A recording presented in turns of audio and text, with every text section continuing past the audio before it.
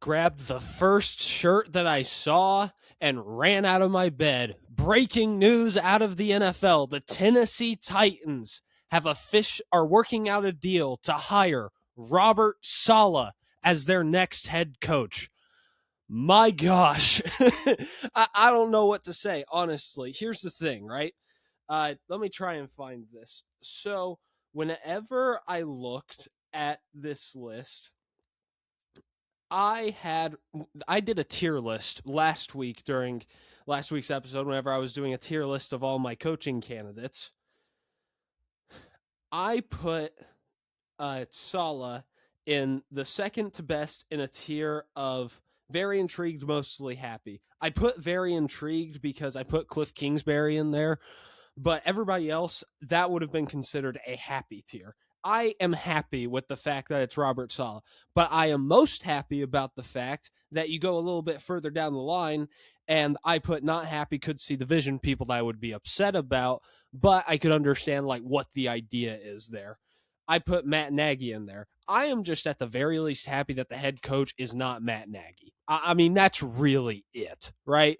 Like, again, it's not because of the fact that I think that Matt Nagy is an incompetent offensive mind, or heck, even an incompetent head coach. I mean, I think that he gets a little bit too much flack for his time in Chicago.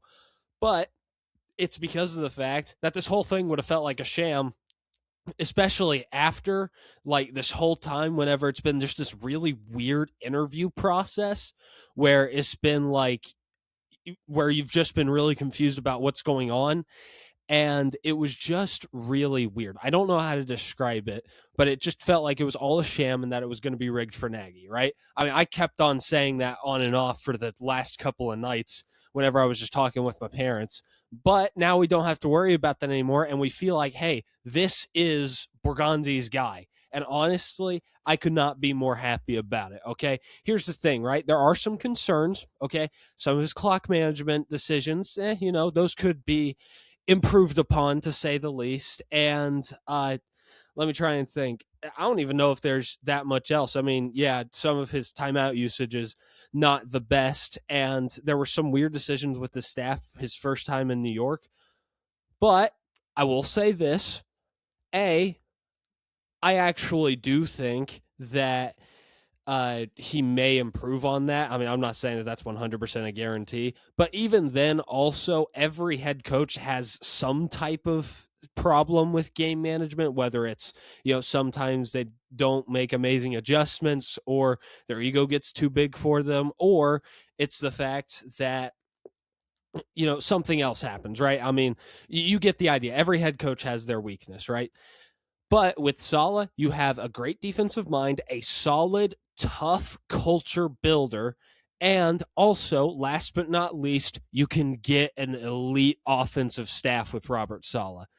The Lions, who were seemed to be the favorite to land Mike McDaniel as their next offensive coordinator, that ship has sailed. They hired Drew Petzing. By the way, that was a really weird hire, but that's not the topic of this. I still feel like that Robert Saleh has a small chance at Mike McDaniel. Mike McDaniel comes in and develops Cam Ward. Brian Daboll, I think, is still in the chance. Matt Nagy, I mean, I said this. I still think that he is a competent enough offensive mind, but but even though I wouldn't be as excited about him as I would Daboll or McDaniel, I would still be intrigued by it. Mike LaFleur may end up being the next offensive coordinator. Clay Kubiak even, or just some position coach that we haven't heard about. But I do think that there is a serious chance that we could get somebody, right? Or that we could get somebody really solid.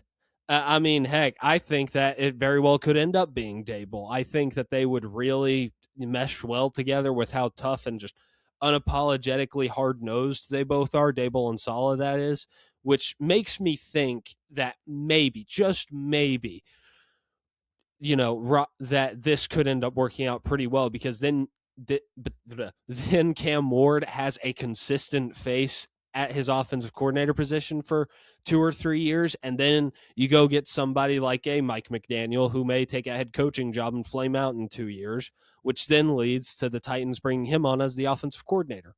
right? Like that is something that could happen, right?